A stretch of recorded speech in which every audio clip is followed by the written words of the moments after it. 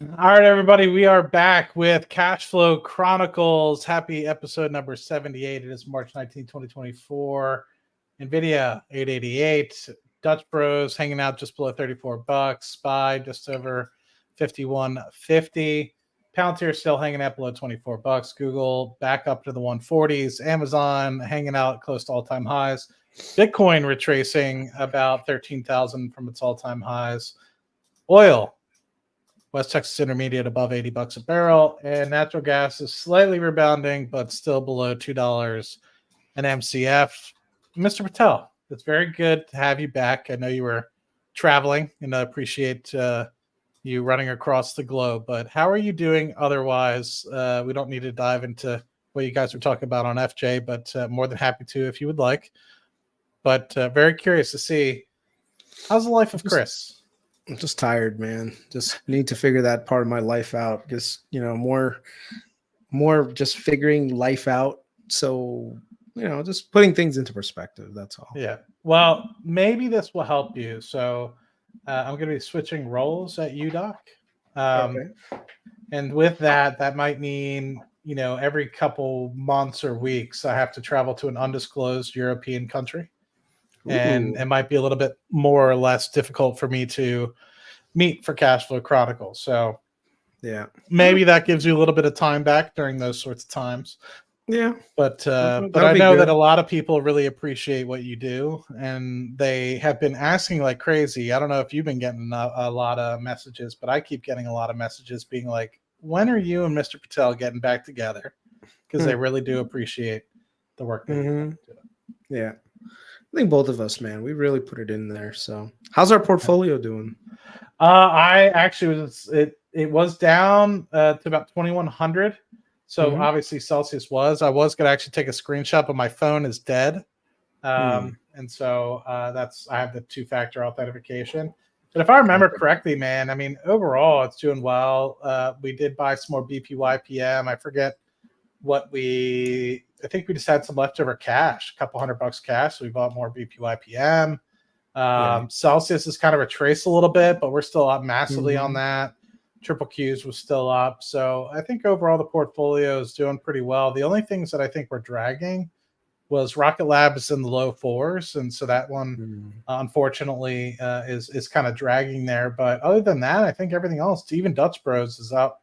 So overall, if I remember correctly, we'll have to capture it for either later this week or anything. But hey, awesome! Thank you for becoming a member. Much appreciated, my friends. So while we're at it, Chris and I, if any of you guys have never caught this before, Chris and I, this is our 78th episode. We have an entire backlog of material for the however many folks of you are in here, the 60 odd folks on YouTube and however many real people are on X, because currently it's showing me there's 30 people on X, and I know that's a lie. But the backlog can be accessed, and this is where all of our new uploads go as well on the Cashflow Chronicles YouTube channel, which you can see in the description. Let me just double check if I have this copy and pasted. Yeah, I'm also going to post it in the chat. So the thing that I recommend to many folks is, yes, the topics might not be timely anymore, but the thought process is there, right? We don't just talk about headlines. Chris and I do a lot of thinking and forethought into a lot of things. And we do get a little bit of headlines here and there, but we give our deep dive more so than I would say a lot of other sort of podcasts that are just jumping from topic to topic. We actually want to put a lot of forethought into what we're putting out there for you guys. And sometimes we jest and we screw around and stuff like that. But a lot of that stuff, I'm sure, I almost guarantee that if you go back and listen to an episode, you'll listen and you'll hear one or two things that you could take away from it to add to your little VLOOKUP table that you're keeping in your brain. So when any sort of situation comes, we're like, I think our boys, Matt and Chris, have talked about this before. So anyway, Mr. Patel, is there anything particular that you wanted to cover? I really enjoyed your Patreon video that you did on Sunday. So much appreciated for that. Thought you did a really good Even job. though I had a ton of technology issues throughout the entire thing. You don't have to tell people that. The video editing was on I spent more time editing the video to get rid of all the dead zones than I did actually doing the podcast. Can you believe that? I had to literally listen to it the entire time and just keep clipping the parts because it was like, hey, can y'all hear me? Did the sound come across? You know, so it was weird, man. So actually, I didn't realize that there were like moments where like there was a good solid 2.5 minutes where I was just like, really? I'm fortunate. I caught the edited version. I had no idea. I don't know what I was doing, but yeah, I was fortunate to catch the edited version and not have to suffer through a lot of that stuff.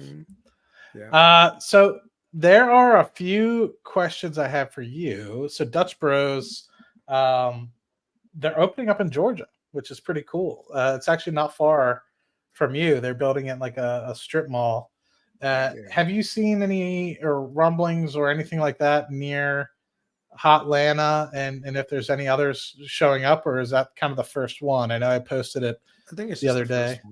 Okay, I'm not even sure. I haven't taken a look actually, to be honest. Okay, yeah, I haven't looked if there's any more, because on the website you could look and see what the prospective locations are. But massively growing into Kentucky, Tennessee is growing pretty quickly. Still haven't hit Louisiana, but they've started growing closer to Huntsville, Alabama. And so it's just a matter of time before they encroach in on Georgia, South Carolina, filling all the gaps. Know, when we get a chance, one of these days, we got to make a trip out to either DC, or actually there's one opening near me now. So if you ever get a chance, come visit me in Atlanta. You ever been to something called Nando's? Have you heard of that before? So let me take you back. So I've heard of Nando's, and it's been this what's the word, oasis of something that I've always been trying to get to for the past 12 years. So they have a couple of locations. They have some locations in Texas now. In Texas? So in Texas? They have two in Texas, in Houston, actually. So you could actually go to one if you want to. No, I'll hold, but I'll hold until I'm there with Mr. Patel. But my buddy, my roommate, my internship, when I interned at UDoc, the summer between my junior and senior year of college, he told me, he's a South African guy. He was telling me, it's just like, Matt, because like I grew up very white, I'll just say, just like American white. Like I'll tell people, like, the treat for us when I was growing up, when my dad was out of town hunting or something like that, my mom would be like, do you guys want to get Chinese food? Like, that was because my dad, like, I was just talking to my buddy about this, actually. I've never seen my dad have Chinese food.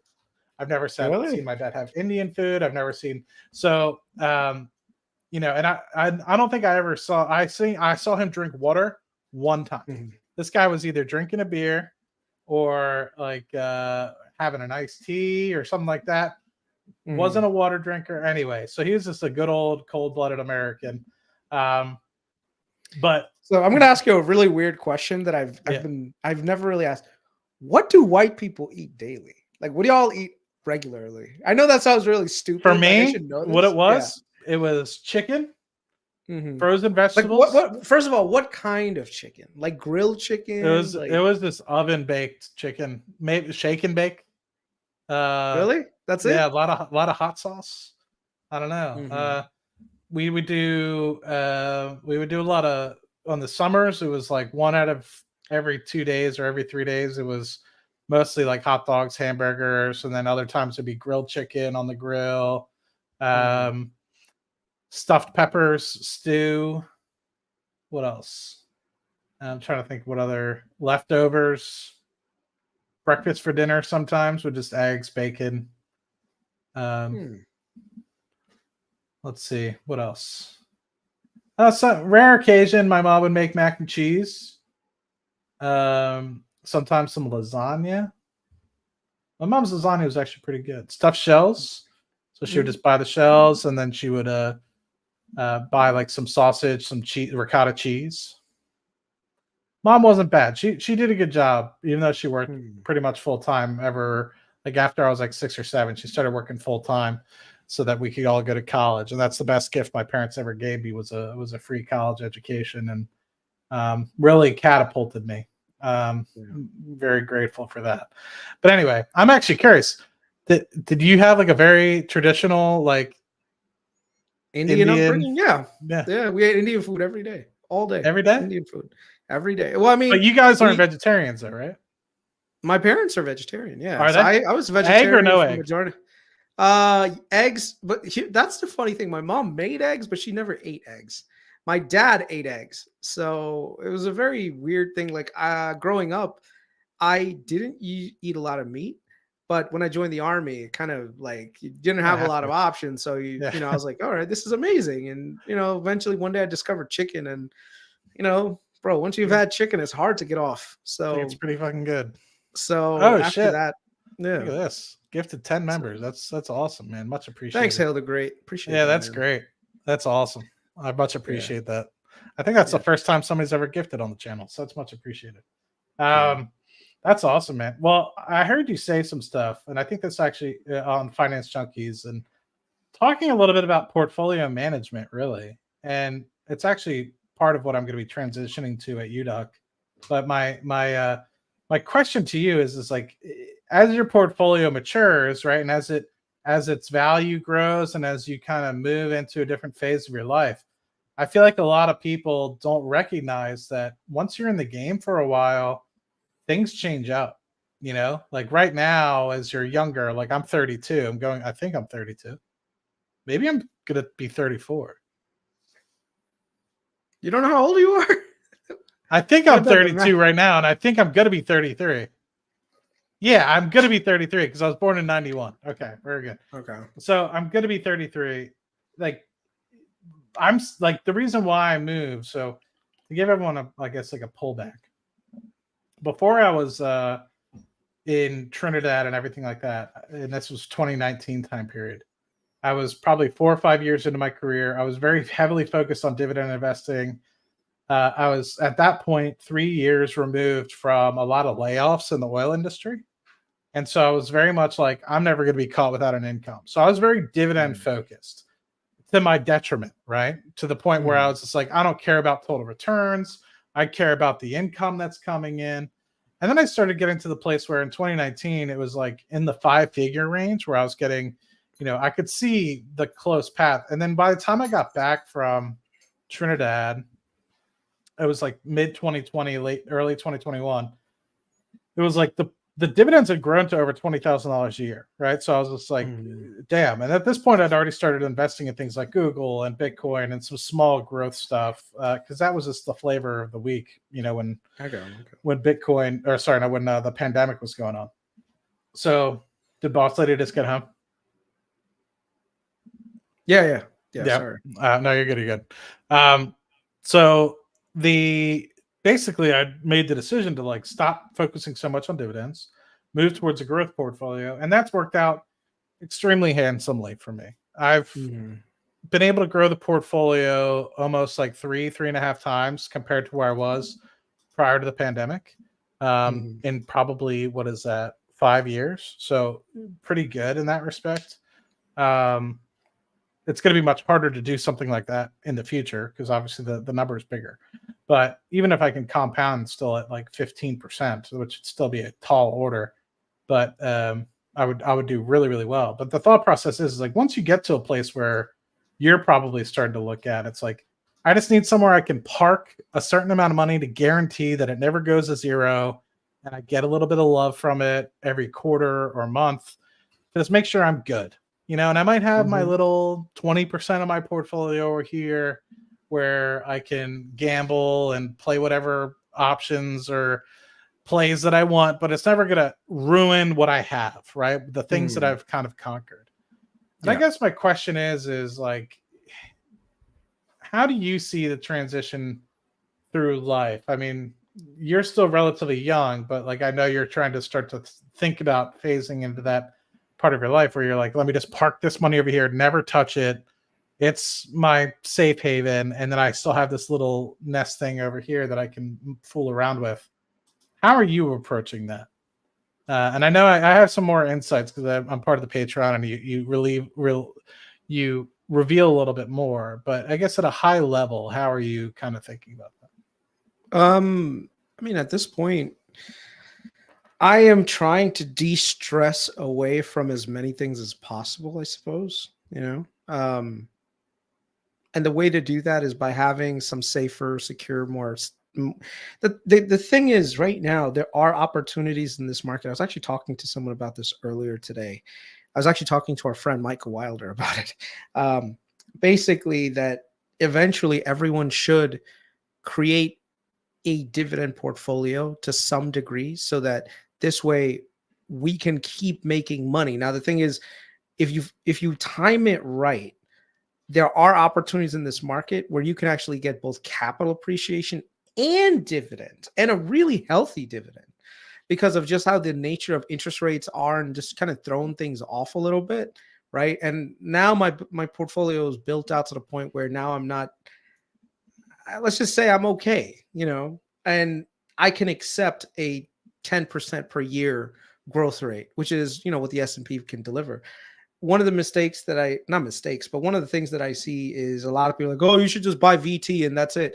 And I'm like, yeah, but that's if I want to like freaking work till 65 and eventually it'll turn into something. Versus right now, where if I take some risks right now while I'm young, I can boost my portfolio up to the point where now I'm at a point where I can let VT do my compounding for me and just withdraw the little bits that I need in order to survive. So the thing is, my portfolio has grown to that degree now. So now I don't have to necessarily like do a lot more risk taking. When you're young, you're also trying to make it in the world. You have to take the enormous, I wouldn't say inordinate amount, but you have to take some risk. And so, yeah, like as I'm getting older now, I've become a lot more patient. I've become a lot more understanding of certain concepts. I've learned a lot more. I respect the credit market more than other people do, which probably gives me an edge over a lot of people. I think that's one of the keys to a very successful investing career, is to figure out how to safely get a return that can compound on itself over a long period of time, and then do it in a way where you have capital very early. And so this way, the compounding effect is magnified tenfold. Because if you think about it, if you're only saving $1,000 a year, it's going to take you a really long time to get to that, to get to the retirement part.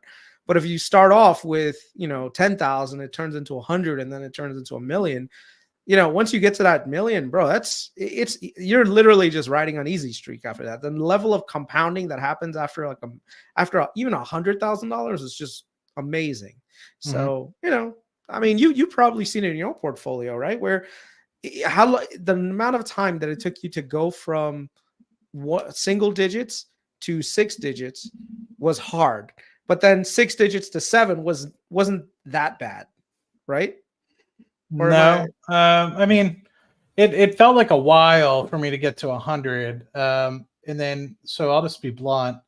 I mean, prior to the pandemic, I was at like 400 in the portfolio, and then it dipped to like 280 during the midst of the pandemic. And I've rallied much back since then. But you'll see the thing that I've always noticed a little bit, which is like, it gives you comfort, but it's also kind of scary. And I feel like you guys might get comfort out of this. So this is why I'm saying it, is you'll hit plateaus where you feel like you're kind of hitting against a wall, and then eventually you kind of break through those plateaus and you get to a place where you start expanding like crazy, and money just seems like it's flying off the wall. And next thing you know, you're actually getting something out of your portfolio, and you feel like euphoric because you felt like you were never going to get there. And the reason why I bring this up is because the way I view that is the market, your mental fortitude are all being tested to make sure that you can handle going to the next level. The way I look at it is like, you might have the mindset of, hey, I'm at 500K, I'm doing okay. And then you might break, you might slip. You're like, let me go buy this. Let's use a stupid term. Let me go buy this G-Wagon, right? Next thing you know, you're down to 350 again. It's like, all right, well, I was at 500 before, I'll get back there. And it's like, then you make another stupid decision. And you might end up being, if you make sort of decisions like that, half a millionaire for the rest of your life, But I think that really, really funny. I've actually become cheaper as I've gotten richer. Have you noticed that about yourself? The thing, yes. And I'm like, I used to be like, I'll never buy store brand stuff. Now I'm like, I'll buy whatever store brand. Like, there are certain things where I won't do store brand, but like, if I ever want like a Dr. Thunder from Walmart, I'm okay with Dr. Thunder over Dr. Pepper. Nothing wrong with the Thunder, baby. The Thunder's just as good. There's some things that I can handle for sure. Store brand. But the thing that I've noticed, Chris, I'm curious now that I'm kind of finishing my little monologue, is I've become more risk on with the more money I have. I used to be very much like, oh my God, like I can't lose this $1,000. And I'm like, fuck it, it's $1,000. Like it, to me, it's more, I recognize that you really have to fuel these things if you're ever going to get anywhere. Because I go back to my one buddy and I love him to death, but he's like, I have 100 shares of Rocket Lab. Like, I hope it goes to the moon. I'm like, okay, so you have $500 in Rocket Lab. Even if it goes 20x, you're still fucking broke. You know what I mean? Like, so it's like, I love you. And I cherish the fact that you're trying to make a point and move somewhere in your life, but it's like, you got to do it with more than $400-500. And you have to be adding every single month. Like, you have to get your mindset in the right direction, because I see so many of these people out here being like, ooh, I have $1,000 on the market, I'm going to become a millionaire. It's like, are you really going to 1,000x your fucking money? Like, you're not. You're broke. Like, I hate to say it like that, but sometimes you need that harsh reality of just being like, just add another 1,000. Now you only have to 500x your money. You've literally taken out half the work just by adding another simple $1,000 to the portfolio. And it's a lot easier said than done, but it's the truth. But before I hand it back to you, Chris, shout out to VC, $30 super chat. Much appreciated, my guy. Love the enthusiasm. It goes back to the public portfolio, so much appreciated. Buy some next decade with it, bro. Decade. So I didn't tell you this piece because I haven't chatted with you in a little bit. Don't degen into next decade. Did you degen in? Tell me you didn't. I full ported. No, I'm just kidding. But so I got paid my bonus last week, the week before, I forget. So I now have a little bit of money. There were some small things that I just wanted to knock out, so I did that. Well, lo and behold, the damn beach house comes on the market again. That's in like prime, close to beachfront location. So we're like, we got to buy this thing. So we put it in an offer. Well, I guess we will put it in the offer tomorrow. So fingers crossed. I'm like 50-50. I'm like, I'll regret if I didn't put an offer in 20 years, knowing that, because the other beach house is right down the road from this. So I'm going to be driving by this thing all the time. If I didn't put in an offer and then I see what somebody has, is this Jersey? There, is this South Jersey? This is the hood in Jersey. Yep. The gym tan laundry, that Wait, sort of where the South Shore, Jersey? Yeah, it's Cape May area. Yeah. Okay. Right. So I was just like, you know what? I'm like 50-50. I'm like, I'll be kind of relieved because there's a few things, next decade being one of them. And, a few other stocks and a few other small things I'd like to take care of. That $1,000 here, $1,000 there would be nice. And then I can just literally just like hunker down and focus on the portfolio again. But I'm like, in 10 years time, I would really be happy if I bought that beach house. So I'm like in between. I'm like kind of 50-50. Who knows what the heck is going to happen? We'll find out tomorrow if they accept, but I guarantee somebody's going to come in all cash. It's just the way that things are these days. But so 50-50, I might come back tomorrow, the next day, if we don't get accepted, and end up putting, 10 grand into NEXT. But I'm not going to full port, just a little bit, something. It's one of those things where it's like, I feel like NEXT, it's one of those other things where it's just like, I only have a couple $100 in it right now. And I'd be like, if it does actually moon, it's just like, man, I looked at it so much and I didn't put any money into it. You'll feel like me with LNG, with Shania, bro. Exactly. I'll be like, if I'm okay with losing 10 grand, right? What I'm not okay with is knowing that I could have put 10 grand and it ends up being 100 or 200 grand. And that's why I do some of these small, stupid bets. Like Rocket Lab kind of started out that way. Rocket Lab was did you see my Twitter post like about a month ago? I had 1,100 shares of SMCI that I bought at $90. Did you really? I did not know that. Yep. I did not know that. Chris would have just he would just retired on stream. No. I He would have still, checked in this. I mean, I still did well in the market. Don't get me wrong. I still like doubled, actually a little bit more than doubled my money. Well, it probably went on into it. Celsius or something, didn't it? Yeah. No, dude, I am up substantially this year. And now that I've made the gains, it's time to focus on taking some risk off, and basically just relaxing a little. So here, look, I posted it on Twitter just for funsies. But the thing is, like, I knew what my exit price was, so it wasn't like. And it did. Yeah. I mean, I guess it is not 90% of it's owned by SoftBank, right? So what? Is SMCI? No. Yeah. No. This is super micro right now. This is so I bought $103,000 worth of it in March of 2017. Okay. Do you know what the stock price of this thing is right now? Well, it was over 1,000 at one point. It was almost $1,100. Yeah. It's a 10x return. That means that could have been $1 million position. And you know what's funny? Man.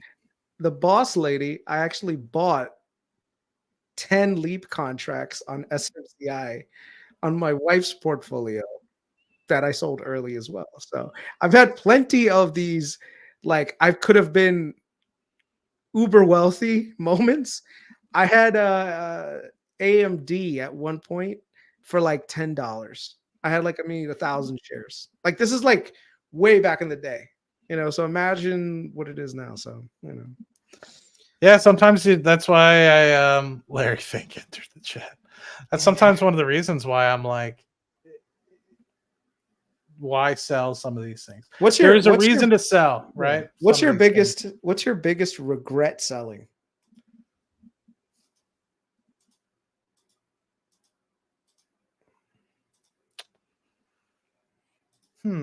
Two that come to mind now that I'm thinking about it. There's some things I've sold too early. But there's some things that I like didn't even. There's some things I sold too early after having a good gain. Union Pacific, Caterpillar, I should have held on to, but I probably moved that more into Palantir or something. So I probably did okay by, I was up 100% on that. Yeah. The things that I never truly let grow, and this was back in 2015. I think I had 20 shares of Microsoft at 54, 55 bucks. And I never let it grow. I was just like, that's Microsoft. It's fucking dead. Keep in mind, that's exactly when Satya Nadella took over. And that's exactly when I should have so, I mean, it wouldn't have been a lot, but had I kind of had the fortitude that I do now and like the mental experience, almost 9 years. Look at all the people with their pain. Look at all the people with their pain, bro. Sold Microsoft at 30. Someone sold Nvidia at 250. Yeah, sold 2,000 shares of Amazon in 2000, probably. Microsoft 2000. Left a job 10 months before bump. Oh God, that's fucking painful, man. Yeah. But yes, this is what my one buddy. This is what my one buddy tells me all the time. Easy to Monday morning quarterback yourself, and I agree. Yeah. It is easy to do that. But I also have Facebook at. This one's not that bad. Facebook also not too far after it IPO'd. It was at like 70, 72 bucks, I think. And I either had 20 or 25 shares. So once again, not a lot, but had I stuck onto that early, that was like a very weird time for me. That was when I was just like, do I dabble in this tech? Like I've already lost out on a little bit of Apple gains. And I was like, what is this tech thing? I'm like, but that's not dividends, right? And that's when, and I try to help some people that are very dividend focused. And it's like, dude, you're 20 years old. Like, don't dive deep into dividends. Like I get it. Have a little bit of dabbling, but and it's all to people's kind of fancy, right? What they view as kind of a sleep well at night sort of thing. But all right, someone keeps mentioning GCT. So let's take a look. Why not? GCT, what the heck is that? Can someone check out GCT? Okay. Giga Cloud Technologies. I've heard of them. I don't know much about them. Holy shit, their numbers look good. Let's see. Stop. Go to the moon, Mr. Patel. Let's see. GCT. This is just looking at like top line stuff, not doing any real due diligence. All right. So let's see. Year to date, it's up a lot. This is up a lot. What do their financials look like? PE is pretty cheap. Let's see. On a trailing basis, their growth is pretty sputtered. 580 gross profit. Operating income's good. What's the market cap? 1 billion 1.4. 1.4. And their PE is like 15, 16. EPS is $1. That's not bad. I'd have to see what they actually do. Yeah. Let's look at their cash flow. Yeah, maybe they buy back a lot of stock. Yeah, they got hammered 13% down. Share issuances, they bought a little bit back, but they've been issuers before. Let's see, quarterly share. So they bought back maybe 2 billion in, not 2 billion, sorry, 2 million in share buybacks, whatever. But they generated 44 million in operating cash flow. What business is this?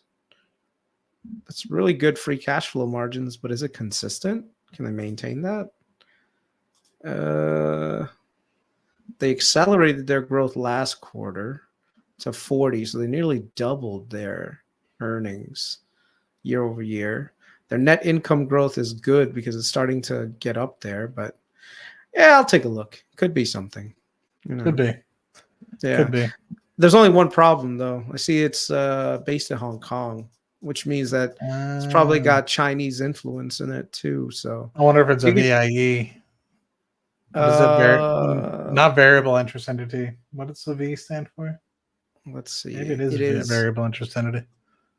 Provides end-to-end B2B e-commerce solution to large parcel merchandise. Marketplace connects primarily in Asia with resellers in the US. The company is formerly known as Oriental Standard Human, blah, blah, blah, blah, blah. Yeah. It's headquartered in Walnut, California. Interesting. 144 filings. What's this? Is it acquisition? They bought shares? Numbers. Hold on one second.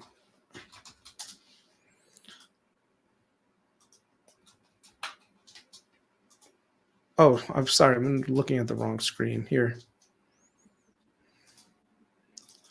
No,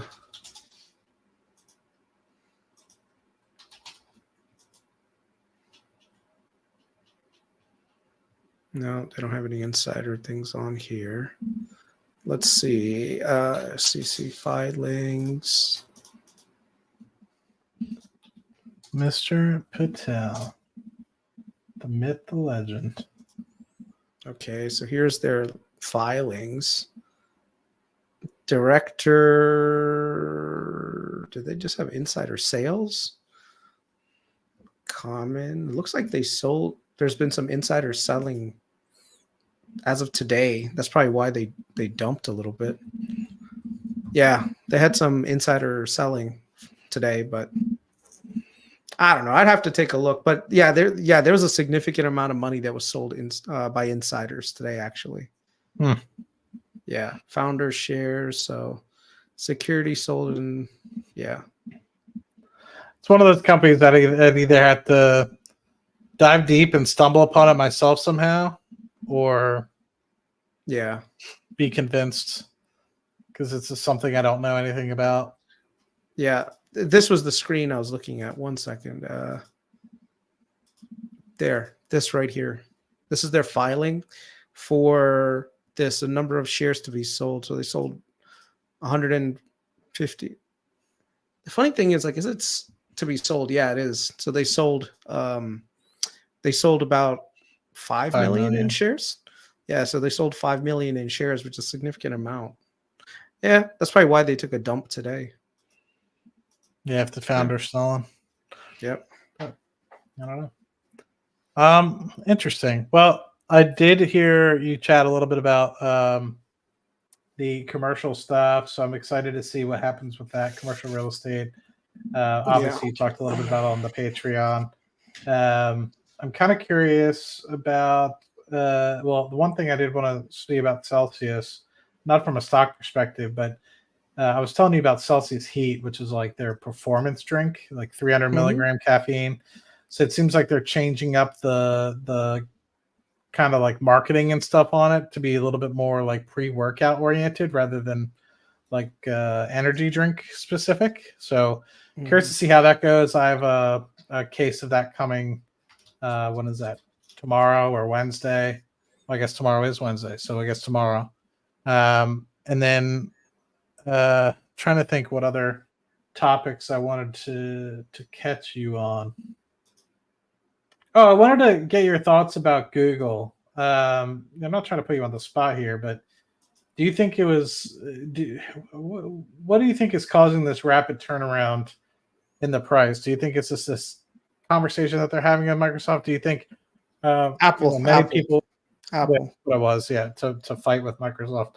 Do you think it was premature for a lot of people to completely sell out, or do you think they were justified in selling out of Google? I know you didn't completely sell out, but you lightened up your position probably way before any of the scandal and stuff started happening. You were waiting kind of for a pullback, and then I think you started. I did buy during a pullback a little bit, but yeah, I was gonna say I know you did add, when it started to get a little cheaper. So just wonder what your thoughts are on that. Google's got a lot of AI talent that's still there. It's just they're losing the AI race, but they've got good bones, so they just really need to build upon it. I don't know if you know this, but I think the guy from DeepMind left today. Really? Yeah, at Google, and he's actually went to Microsoft. Can you believe that shit? So right here, Google DeepMind co-founder. This just goes to show right now there's a lot of poaching for talent. So Google's DeepMind co-founder joins Microsoft as CEO of its new AI division. So they're basically going to be integrating AI products into Copilot, Bing, and Edge. I wonder if he just didn't feel heard, or they shut down the projects. Maybe they just gave him more money. Probably more wanted money. a different revenue or a different avenue. Yeah. I mean, interesting. I don't know.